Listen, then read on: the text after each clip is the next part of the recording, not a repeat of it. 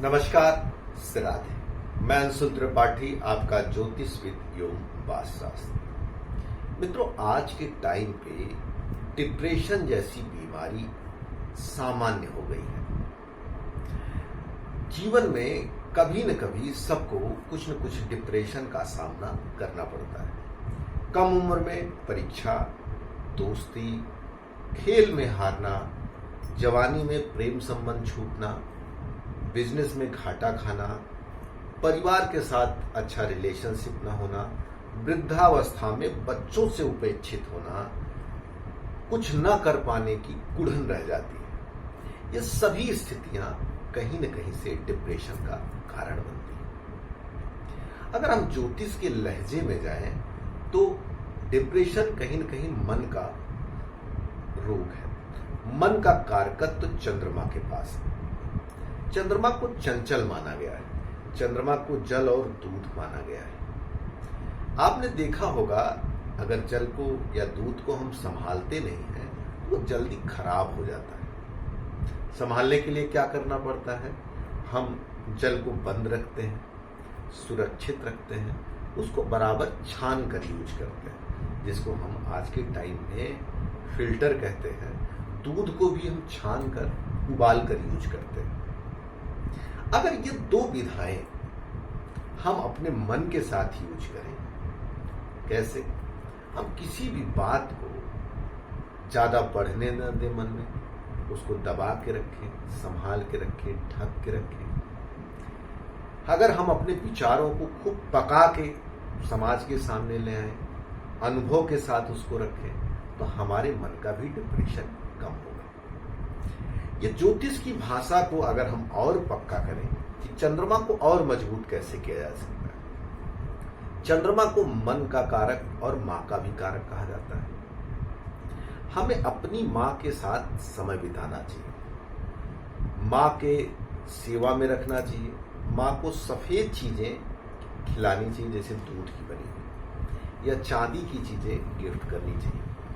लेकिन अब एक प्रश्न उठता है कि जो लोग एजेड हैं उनकी तो मां है नहीं, उनको मातुल्य औरतों की सेवा करनी चाहिए, या जो महिला गर्भवती हो या गर्भ उसका बाहर हो, बच्चा बाहर हो, उसकी सेवा में लगी हो, उसको समय देना चाहिए। जैसा कि पहले होता था, जब वृद्ध हमारे घर में बूढ़े हो जाते थे तो अपने बच्चों के साथ वो समय बिताते थे, और ये समय बिताना उनको डिप्रेशन से दूर रखता था। यह कार्य उनका घर के संस्कार को तो अच्छा करता था। जिस माँ का वो बच्चा हुआ करता था उसको बड़ी सहूलियत हो जाती थी, तो वो एक माँ की सेवा कर लेते थे। जवान आदमी डिप्रेशन में आता था तो अपनी माँ की सेवा कर लेता था। बचपन डिप्रेशन में आता था तो माँ के आंचल में लेटकर हम डिप्रेशन को ठीक करते थे।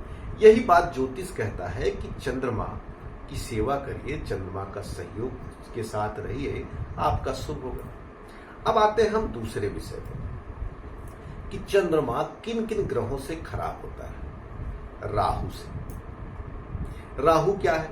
आपकी गलत विचारधारा, नशा, आपका मानसिक असंतुलन। आपकी माता इन तीन चीजों से हमको लगता है सबसे ज्यादा पीड़ित होती होंगी। जब आप नशे में जाते होंगे, जब आप गलत संगत, गलत आदतों में जाते होंगे। राहु को अगर आप अपने जीवन से दूर करना चाहते हैं तो अपनी खराब आदतों को छोड़ें, तो भी डिप्रेशन कम होगा। आप घर में राहु की चीजें बिल्कुल न रखें। जैसे क्या है? इलेक्ट्रॉनिक चीजें, मोबाइल, गंदगी। घर में एक सिमटे हुए हिस्से में जाकर रहना। जैसे मैं देखता हूं, बच्चे बंद कमरे में मोबाइल के साथ ज्यादा समय अकेले रखना चाहते हैं। यही बच्चे आगे चल के डिप्रेशन के शिकार होते हैं। हमने देखा है कि बच्चे फास्ट फूड खाते हैं, कुछ खाएंगे, कुछ बिस्तर पे गिराएंगे, उसकी जूठी प्लेट या उसका डिब्बा बंद कमरे में पड़ा हुआ है काफी देर तक। यह भी निगेटिव राहु को बढ़ाने वाला है। और आप ध्यान से देखिए, इन प्रक्रिया पे सबसे ज्यादा दुखी और गुस्सा कौन होता है? आपकी माँ होती है। मतलब आपका चंद्रमा फिर खराब हुआ। तो ध्यान से आप देखेंगे कि ज्योतिष कुछ और नहीं कहना चाह रहा है, आपके व्यवहारिक जीवन को किस तरह से वो अपनी भाषा में, ज्योतिष की भाषा में उसको आपको एडवाइज करता है। तो सबसे पहला काम, जिनको डिप्रेशन की दिक्कत है, मातुल्य औरतों की सेवा करें। माँ को साफ सुथरी और दूध से बनी हुई चीजें दें। साथ में माँ के लिए चांदी की चीजें, सुंदर पायल, वस्त्र, बिछिया उनको गिफ्ट करें या धार्मिक यात्राएं कराएं माता को। इससे भी आपका डिप्रेशन कम होगा। पढ़ने लिखने वाले लोगों को किताबें दें, उनकी पढ़ने की फीस दें, इससे भी आपका डिप्रेशन कम होगा। अब कुछ माताओं का कहना होगा मेरा बच्चा तो बहुत छोटा है, आप उसकी जगह खुद ये करें। उसके हाथ से ले जाएं, मंदिरों में दान दिलवाएं। उसके हाथ से जो नशे से पीड़ित परिवार हैं उनके घर राशन दिलवाना, उनको उनके घर के बच्चों को फीस दिलवाना। अब इसमें दोहरा लाभ होगा। एक तो उसको समझ में आएगा कि गंदी आदतें करने के बाद घर के लोग कैसे पीड़ित होंगे, और राहु का जो नेगेटिव पॉइंट है वह भी खत्म होगा। राहु की रेमेडी है कि नशे से पीड़ित लोगों की परिवार या नशे से जो पीड़ित लोग हैं उनको नशे से बाहर लाएंगे, जिससे आपका राहु ठीक होगा। तो मित्रों, आज हमने सामाजिक व्यवस्था, आधुनिक सोच और ज्योतिष के तालमेल के आधार पर डिप्रेशन का इलाज आपको रेमेडी के तौर पे बताया। इस तरह की वीडियो अगर आपको पसंद हो, आप देखना चाहते हैं, तो कमेंट बॉक्स में अपने विचार जरूर डालें। कुंडली दिखानी हो, वास्तु के बारे में जानना हो या ज्योतिष की क्लास लेनी हो, तो दिए नंबर पर कॉल करके आप हमसे सीधे बात कर सकते हैं।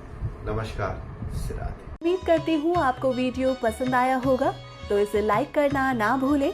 ज्योतिष और पंचांग से जुड़ी जानकारी हम आपके लिए लाते रहेंगे, तो आपके अपने YouTube चैनल ज्योतिष पंचांग को सब्सक्राइब करें और बेल आइकन जरूर प्रेस करें, ताकि आपको लेटेस्ट वीडियो की नोटिफिकेशन लगातार मिलती रहे।